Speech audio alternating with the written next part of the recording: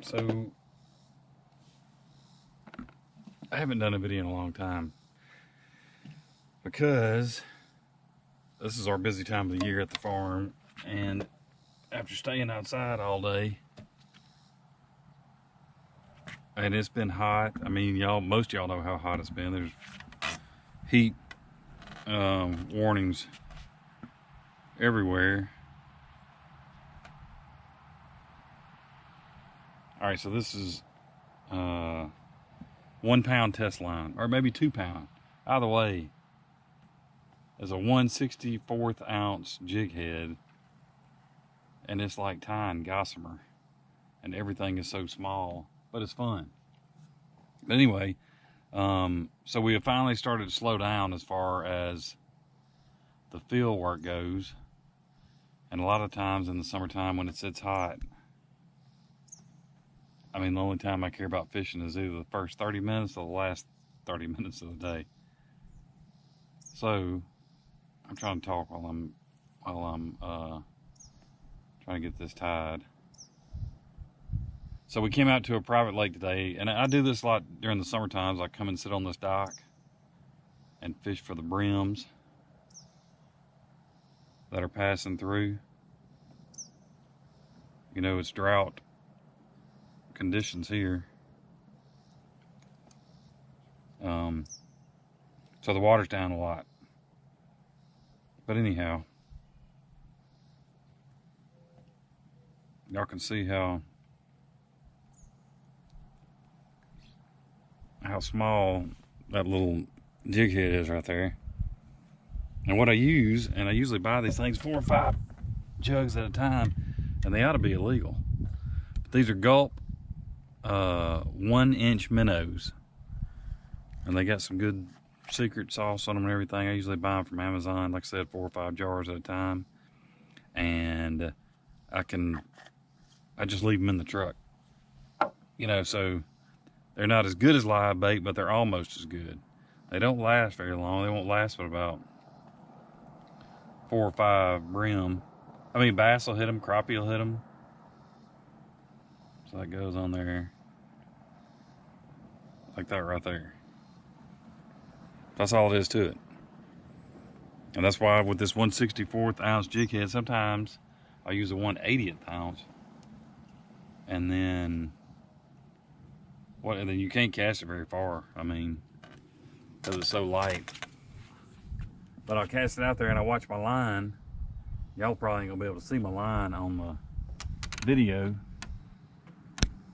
And I just, as soon as the line, I mean, it's sinking right now. So as that line sinks, when it stops sinking, which it just did, because now the water's not going, I mean, the line is not moving anymore, I'll bounce that thing off the bottom and I'll let it drop again. And I bounce it off the bottom. Each time I'm just watching my line, you know, and bounce it off the bottom. And that's what we do. Hopefully we'll throw 7 or 8 brim in the cooler before dusk. And the good thing about it being so hot is usually there's nobody else here, at least during the week. Now, I mean, this place is a private lake, but it'll be covered up with there we go. See, their first cast.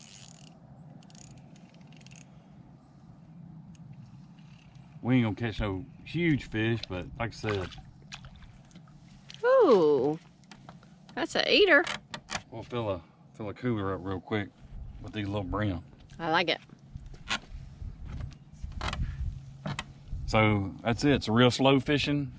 I ain't got to sweat that much. Not that I have much sweat left after days like we have out in the field these days, but I'll just come here and sit on my cooler and catch 4 or 5 fish. My truck's right there, and I'll probably dip this cooler down in the water and fill it up with water, because I may cull some out, you know. It just depends. But that's what we're gonna do. So I'm gonna get her rigged up, and that's what we're gonna try to do, is fill this cooler up. Sounds good.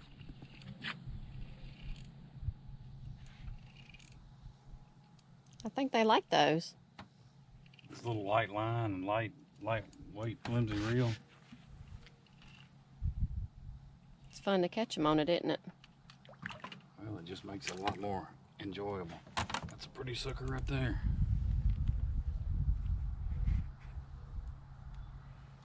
That's a pretty little one right there. Mm-hmm. All orange colored and everything. He is going, and so you can see this thing's already starting to disintegrate some on 2 fish, but set that right there. We'll release him, and then it's kind of important that you get this thing,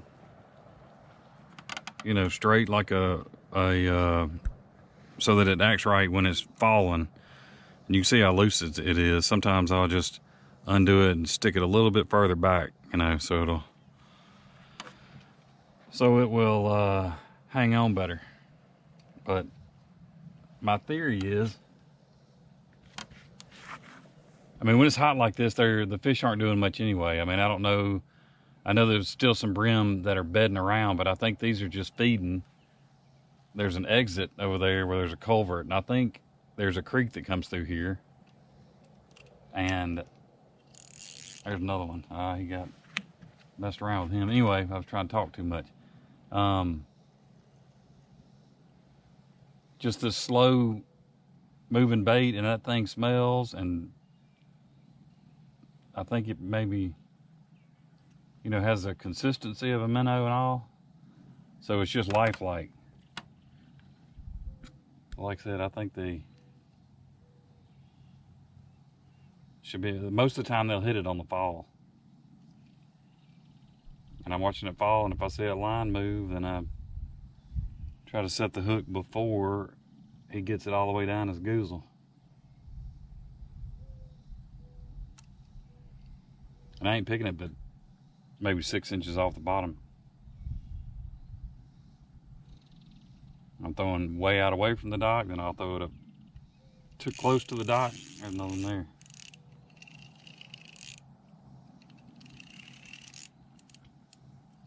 I mean, I've caught little 2-pound bass on it. That's a pretty good little fight on this little reel.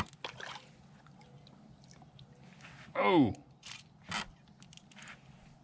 I mean, another solid eater right there. He's done slung my bait off, but oops. Another solid eater. So, there's Mean Gene the fishing machine. Let's put him in the bucket. That's what he was saying. Y'all don't watch his channel. Y'all need to watch him. He's from Alabama. And that sucker is entertaining. I don't even know how many come in a jar here. I don't know. I mean, I'm sure I've used out of this jar, but you can see there's a good many in there. Sometimes you can catch them on sale on Amazon. And they're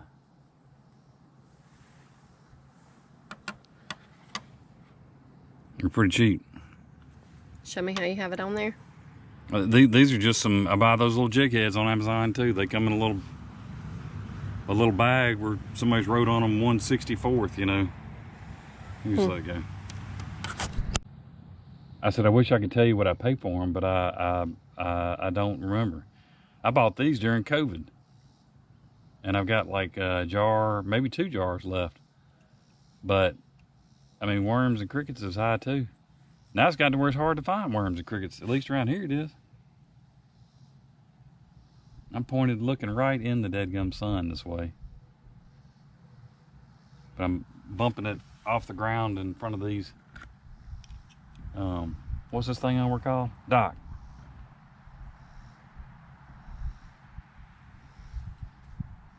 I can see some fish moving out of here. This place has got some good bass in it. And occasionally, you know, with this light line playing with them, there's another one out there.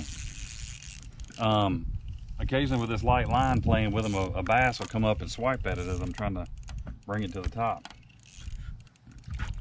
I think we're going to be able to fill our cooler up pretty easy. Oh, mine's a little bit smaller, but no less pretty though. Still a keeper. Can't you eat it? Yes. we're gonna give a shot at it anyway. We're gonna see if it'll go down. And we'll throw them in the bucket. Oh. So we're just gonna keep going. Okay, you're gonna have to change my bait. Oh, here you fish that while I change my bait, or while I change your bait. All right, so I handed her the pole, my pole, the one I was using. Hey baby, it's running away. It may be a bass. So do I need to adjust the drag? While I was tying, hold on, if you're not gaining any ground on the line, just keep pressure on it, okay? She's probably got a bass. We're fixing to see. Do I need to adjust the drag? Well, I've only got 2-pound test line on there. Huh. You're just going to have to play with it. So if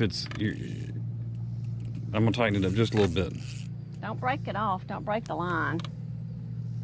Okay. Pull up, reel down. Pull up, reel down. Oh, that's fun. Come here. This may take a second, y'all. You got a net? I don't usually bring a net. I need a net. It may be a catfish. Just about anything will hit these little minnows. We're gonna see if she can bring it to the light. Come here. Don't take off. And this was her first cast.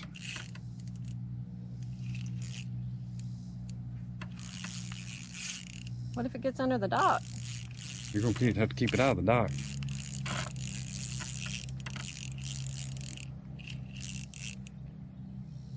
Oh, it's a catfish. Mm-hmm. Is it a keeper catfish? We'll have to measure it and see. You wanna bring it? Yeah. Bring it over here. I don't know if I can, we're gonna see if we can do this at the same time, because I'm fixing to get down here. See if I can hold this camera. You can bring it over here. Oh. Hold on. Don't break it. Hold on. Oh. Okay. Okay. We gotta bring a net. Sorry about this camera work, y'all. But anyway. You got a tape measure? You can eat these things too. They gotta be 15. Now, hold on. Keeper. Wait, we gotta go look at the sign and make sure.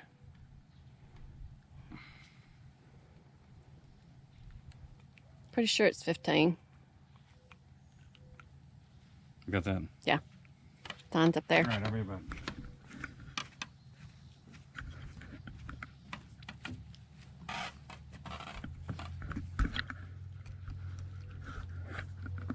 Hmm? Huh? Is that a keeper? He's going in the bucket. Oh. Going in the bucket. Anyway, that's a little catfish there. And the little sucker's gonna go in the bucket.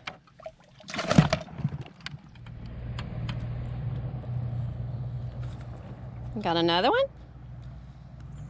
Yep, that's another good sized bream right there. Boom. How many are we gonna go for? I mean, we'll take home maybe, what, 7 or 8. Okay. And I just put them in water in the beginning in case I only catch 1 or 2. I'll just throw them back, you know, and release them. Now that we've got some, I'll get some ice and put on it and everything. Look. Y'all don't tell nobody about my secret where I'm sitting here on the edge of the dock. People come out here and they'll bring $40,000 bass boats to do this. That cooler and then, you know, $3 worth of gulp minnows satisfies me. Oh, you got one?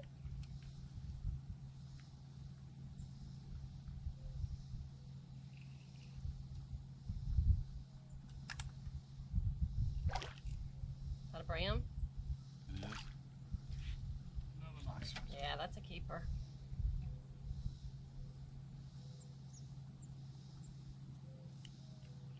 That does smell fishy. Mm. That stuff smells fishy.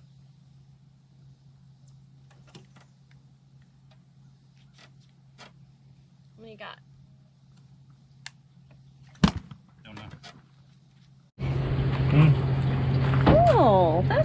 nice.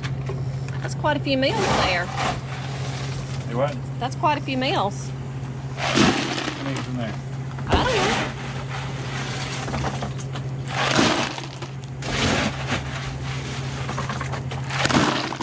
Huh? I don't know. I didn't count. Enough for a few meals though. That's probably 10 or 15 fish in an hour and a half. So we stopped at another little pond on the way home. I don't know that we're going to fish here. We might. Sun's starting to go down now. So that was just a little quick trip, a little quick supper trip, even though we aren't going to cook these for supper. I mean, that was a very simple rig. Those little ultralight rods and reels, you can get them at Walmart for as cheap as $14 or $15. And almost every body of water has some kind of dock, you know. Those little jig heads, they come like 50 to a sack, you know, so they're cheap too. I'm gonna say that the gulp minnows are $3 for a jar. I mean, we probably caught 15 fish and used 6 of them, you know.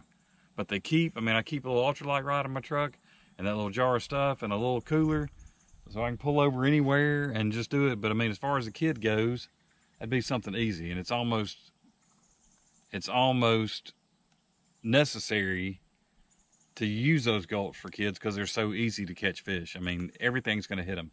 And on those ultralight rods, I mean, they'll enjoy every minute of it. So we're going to head to the house and clean the fish we got. I mean, it's just pretty out here right now. I mean, this is really the time to start fishing. We got about 35 minutes of daylight left. But, I mean, we got enough, and we're going to get them clean before it gets dark, I hope. So we'll see y'all next time. If y'all like this kind of content, you know, say something in the comment box down there and hit that subscribe button. We're going to be doing more of this fishing, hopefully. I mean, this kind of fishing and other kind of fishing, but we just wanted to get this simple fishing on the video. So we'll see y'all next time.